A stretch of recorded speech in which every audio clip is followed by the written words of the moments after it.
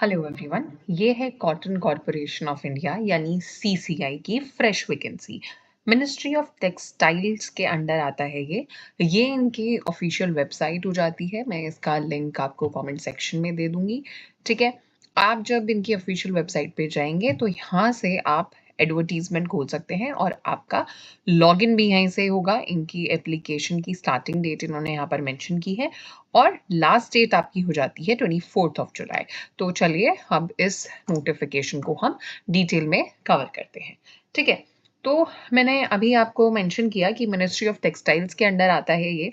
Advertisement number इन्होंने यहाँ पर मेंशन किया हुआ है और इस नोटिफिकेशन के इशू होने की डेट हो जाती है 9 जुलाई। ठीक है, सीसीआई बेसिकली कॉटन फार्मर्स को उनकी क्रॉप बेचने में हेल्प करती है। समझ गए? पूरे इंडिया में इनकी टोटल 19 ब्रांचेस हो जाती हैं। ठीक है, और 590 से ज़्यादा मार्केट यार्ड्स में काम करते हैं ये लोग। हेड ऑफिस की बात करें तो वो आपको देखने को मिलेगा सीबीडी बेलापुर, नवी मुंबई। ठीक है, अब इसकी वैकेंसी के इंपॉर्टेंट पॉइंट्स हम देख लेते हैं। ठीक है, सबसे पहले बात की जाएगी एलिजिबिलिटी की। ठीक है, तो देखो समझो, इस एलिजिबिलिटी के पीछे का लॉजिक कुछ इस प्रकार है। सीसीआई पहले सबको एग्जाम में बैठने देगा जो भी ऑनलाइन फॉर्म फिल करेंगे, लेकिन एक्चुअल चेकिंग लास्ट में होगी जब डॉक्यूमेंट वेरिफिकेशन होना होगा, है ना। तो अगर तब पता चलता है कि कोई गलत इंफॉर्मेशन दी है किसी ने, तो उसका कैंडिडेचर तुरंत कैंसिल कर दिया जाएगा, चाहे बंदा ज्वाइन भी कर चुका हो। विदाउट प्रायर नोटिस रिमूव कर दिया जाएगा। ठीक है, तो ये इन्होंने यहाँ पर साफ साफ मेंशन किया हुआ है। मोड ऑफ एप्लीकेशन की अगर हम बात करें तो अप्लाई सिर्फ और सिर्फ ऑनलाइन ही होगा इनकी ऑफिशियल वेबसाइट से। ठीक है, और कोई तरीका नहीं है अप्लाई करने का। अब डेट्स की बात कर लेते हैं, इंपॉर्टेंट डेट्स की बात करें तो रजिस्ट्रेशन स्टार्ट होती है 9 जुलाई से, ऑलरेडी स्टार्ट हो चुकी है, और लास्ट डेट फॉर्म फिलिंग की हो जाती है 24 जुलाई। ठीक है, और फी पेमेंट की भी यही लास्ट डेट है। एग्जाम के टाइम इन्होंने यहाँ पर मेंशन किया है कि कोई भी mobile phone, smart watches, pen drive कुछ भी अलाउड नहीं है। पकड़े गए तो बैन तक लग सकता है फ्यूचर एग्जाम्स में। ठीक है, अच्छा अब आगे चल के यहाँ पर पोस्ट की डिटेल्स देख लेते हैं। तो देखिए, टोटल इन्होंने 7 पोस्ट निकाली हैं। सबसे पहले आपका हो जाता है असिस्टेंट मैनेजर ऑफिशियल लैंग्वेज। ठीक है, इसमें एक ही सीट है अनरिजर्व्ड कैटेगरी के लिए। एज लिमिट यहाँ पर इन्होंने 32 ईयर्स बताई है। इस पर्टिकुलर पोस्ट के लिए आपको हिंदी में पीजी डिग्री चाहिए होगी। ठीक है, जिसमें 50% मार्क्स के साथ आपको देखिए, हिंदी में आपको चाहिए पीजी डिग्री 50% मार्क्स के साथ, और इंग्लिश भी एक सब्जेक्ट के तौर पर पढ़ी होनी चाहिए ग्रेजुएशन तक। एमबीए अगर आपके पास है तो वो एक बोनस पॉइंट हो जाता है इस पर्टिकुलर केस में। आगे बढ़ते हैं, तो आगे है आपका assistant manager IT information technology. ये भी एक ही सीट है, अनरिजर्व्ड कैटेगरी। एज 32 हो जाती है। क्वालिफिकेशन की बात करें तो बीई इन आईटी या फिर सीएस या एमसीए या एमबीए विद आईटी स्पेशलाइजेशन चाहिए, और 50% मार्क्स मिनिमम, और ईआरपी का नॉलेज हेल्पफुल रहेगा। मैनेजमेंट ट्रेनिंग मार्केटिंग की बात करें तो टोटल 8 सीट्स हो जाती हैं। 7 रेगुलर हैं, SC ST OBC EWS unreserved mix में, प्लस एक इनकी हो जाती है बैकलॉग ओबीसी के लिए। ठीक है, एज की बात करें तो 30 देखने को मिलेगी। Qualification MBA in agri business management चाहिए।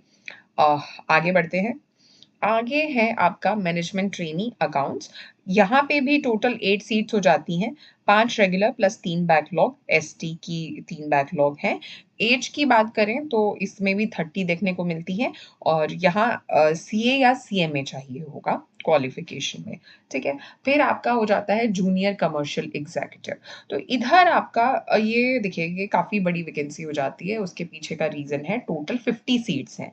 इसमें 2 सीट्स पीडब्ल्यूबीडी के लिए और 7 एक्स सर्विसमैन के लिए रिजर्व्ड है।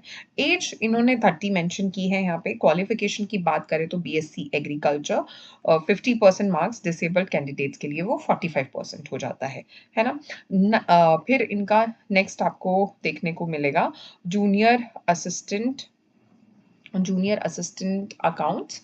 ठीक है, और फिर ये जो लास्ट आपका है ये जनरल हो जाती है, जिसमें जिसमें ये देखिए इसमें भी आपको 50 सीट्स देखने को मिलेंगी, यहाँ पे भी 50 सीट्स थी और यहाँ पर आपको 30 सीट्स देखने को मिलेगी जूनियर असिस्टेंट जनरल के केस में।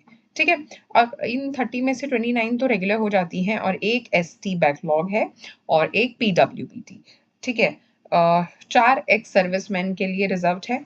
एज यहाँ पे भी 30 मेंशन है। कोई भी ग्रेजुएट चलेगा, सेम परसेंटेज क्राइटेरिया इन्होंने यहाँ पर मेंशन किया हुआ है।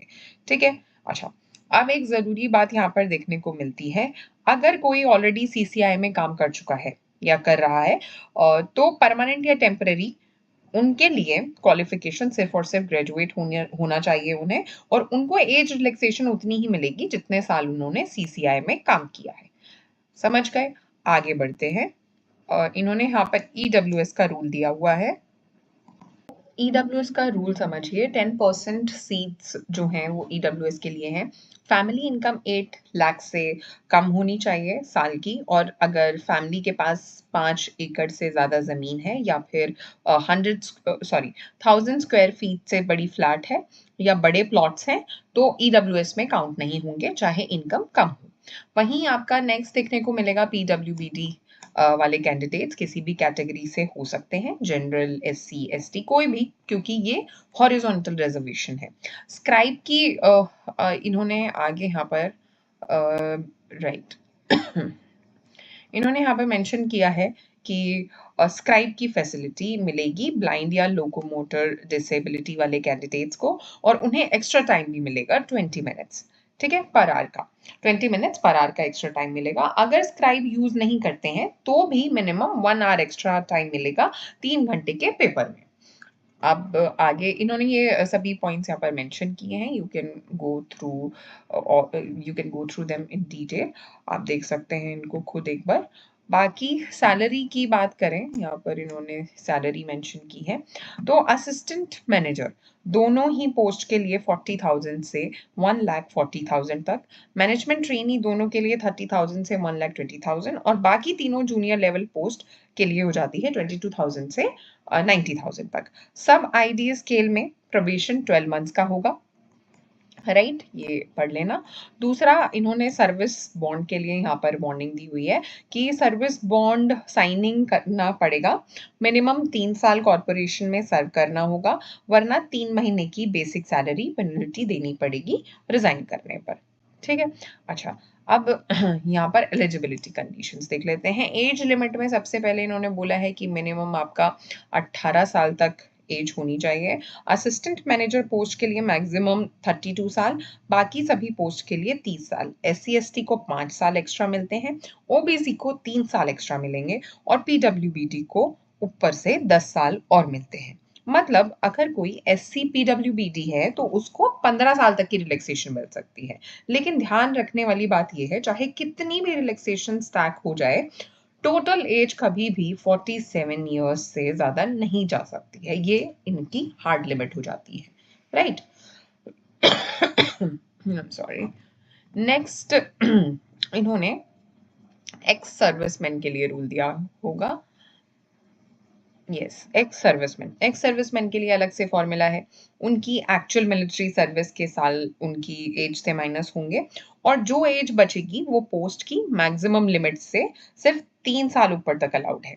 एससी एसटी के लिए 8 साल तक, ओबीसी के लिए 6 साल तक। ठीक है, अच्छा आगे रिलैक्सेशन मैक्सिमम एज लिमिट, ठीक है, ये कवर हो गया। अब इनकी फी की बात कर लेते हैं। तो फी की बात करें तो जनरल, ईडब्ल्यूएस, ओबीसी के लिए टोटल फी काफ़ी ज़्यादा है, 1770 रुपीज़ देखने को मिलेंगे जीएसटी मिला के। वहीं एससी एसटी, एक्स सर्विसमैन और पीडब्ल्यूबीडी वालों के लिए 590 रुपये देखने को मिलता है। ठीक है, एप्लीकेशन फ़ी उनसे नहीं ली जाएगी, सिर्फ देखिए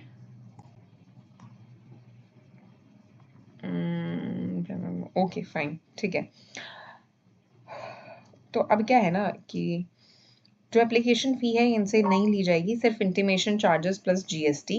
पेमेंट सिर्फ ऑनलाइन रहेगा, डेबिट कार्ड, क्रेडिट कार्ड या नेट बैंकिंग से, एसबीआई के गेटवे से होगा। बाकी ये आपको मोड ऑफ पेमेंट के बारे में इन्होंने यहाँ पे बताया हुआ है। I have mentioned this already. Misconduct और अनफेयर मीन्स के लिए इन्होंने यहाँ पे मेंशन किया है कि चीटिंग या कोई भी अनफेयर एक्टिविटी की बात करें तो सीसीआई बहुत स्ट्रिक्ट है। फेक डॉक्यूमेंट्स, इम्पर्सनेशन, एग्जाम में गलत तरीका यूज करना, सब पे डायरेक्ट डिस्क्वालिफिकेशन होगा और क्रिमिनल केस भी हो सकता है, प्लस फ्यूचर एग्जाम से परमानेंट बैन भी किया जा सकता है। ठीक है, आगे आपका हाउ टू अप्लाई सेक्शन आ जाता है, जिसमें जिसमें इन्होंने डॉक्यूमेंट्स का बताया है कि जो जो आपको डॉक्यूमेंट्स अपलोड करने हैं उसमें फोटो, साइन, 10th 12th और डिग्री सर्टिफिकेट्स और आपका एक्सपीरियंस लेटर, सब स्पेसिफिक साइज लिमिट्स में। ठीक है, या तो वो पीडीएफ फॉर्मेट में हो या जेपीईजी फॉर्मेट में। और एग्जाम सिटीज का इन्होंने मेंशन किया हुआ है। एग्जाम सिटीज भी आपकी ये एग्जामिनेशन सिटी हो जाती है। एग्जाम सिटी आपकी मुंबई, हैदराबाद, दिल्ली, चेन्नई, लखनऊ, चंडीगढ़, कोलकाता, बेंगलुरु, अहमदाबाद, पटना, जयपुर। एक चीज बिल्कुल भी मत भूलना आप लोग, सिर्फ एक ही पोस्ट के लिए अप्लाई कर सकते हैं। ठीक है, अगर 2 एप्लीकेशंस भर दी तो दोनों ही कैंसिल हो सकती हैं, सिर्फ लेटेस्ट वाली ही कंसिडर की जाएगी। बाकी इन्होंने जनरल कंडीशंस यहाँ पर मेंशन की हुई हैं। ये देखो, ये जो मैं अभी आपको बता रही थी पॉइंट, वो इन्होंने यहाँ पर स्पेसिफिकली मेंशन किया हुआ है बोल्ड में, राइट। बाकी ये जनरल कंडीशंस हैं, आप इनको एक बार देख लो, जो भी आपको इम्पोर्टेंट लगे इसमें आपके लिए जो हो रेलिवेंट। फिर इन्होंने यहाँ पर एनेक्जर 1 आपका शुरू हो जाता है। ठीक है, सबसे पहले देखो एग्जाम पैटर्न की थोड़ा बात कर लेते हैं। हर पोस्ट के लिए सेम फॉर्मेट है, 120 क्वेश्चंस रहेंगे, 120 मिनट्स होगा। ठीक है, 120 क्वेश्चंस, 120 मिनट्स, 5 सेक्शंस। हर सही आंसर पे 1 मार्क मिलेगा, गलत आंसर पे 0.25 मार्क्स कटेंगे, यानी नेगेटिव मार्किंग हो जाती है आपकी 1/4। ठीक है, 0.25। इंग्लिश, रीजनिंग, क्वांट, जीके और लास्ट में सब्जेक्ट नॉलेज, जो हर पोस्ट के हिसाब से अलग अलग होगा। जैसे आईटी वाले के लिए कोडिंग, नेटवर्किंग का सिलेबस रहेगा। अकाउंट्स वाले के लिए वही आपका हो जाता है अकाउंटिंग, टैक्स का। और मार्केटिंग वाले के लिए एग्री बिजनेस का सिलेबस मिलेगा। और इन्होंने आगे ये तो इन्होंने पैटर्न यहाँ पे समझा दिया है। बाकी अलग अलग पोस्ट के हिसाब से इन्होंने काफी डिटेल में आपका यूनिट वाइज चीजें यहाँ बताई हुई हैं। ठीक है, इन्होंने यहाँ पे काफ़ी डिटेल में इंडिकेटिव सिलेबस दिया हुआ है। बाकी आप इनकी ऑफिशियल वेबसाइट को रेगुलरली विजिट करिएगा फॉर्म फिल करने के बाद। जो भी इम्पोर्टेंट इन्फॉर्मेशन है उसका इंटीमेशन वहीं से ही मिलेगा, इधर उधर जाने की ज़रूरत नहीं है। ऑफिशियल वेबसाइट ही एक सही जगह है जहाँ पे आपको एकदम सही इन्फॉर्मेशन मिलेगी। बाकी लास्ट में जो फॉर्म्स दिए हुए हैं ये इस पीडीएफ के एंड में, वो सभी कैटेगरी सर्टिफिकेट्स के प्रोफॉर्मा है। जैसे OBC certificate, SC ST certificate, disability certificate, EWS certificate हो गया। ये सब डॉक्यूमेंट वेरिफिकेशन के टाइम सबमिट करने होंगे अपनी आपकी कैटेगरी के हिसाब से। ठीक है, तो इतना ही था इस नोटिफिकेशन में। अब सबसे इम्पोर्टेंट चीज़ ये हो जाती है कि 24 जुलाई से पहले अपना फॉर्म फिल कर दीजिएगा ध्यान से। ठीक है, हर एक डिटेल को पहले अच्छे से पढ़ना, इस पीडीएफ को देखना, आपके लिए जो भी रेलिवेंट इन्फॉर्मेशन है वो देखना, एक एक पॉइंट को कवर करना और लास्ट मिनट का वेट मत करना। लास्ट मिनट रश को, लास्ट डे का जो भी है उसको अवॉइड करते हुए अभी फॉर्म फिल कर दीजिए। Okay, all the very best.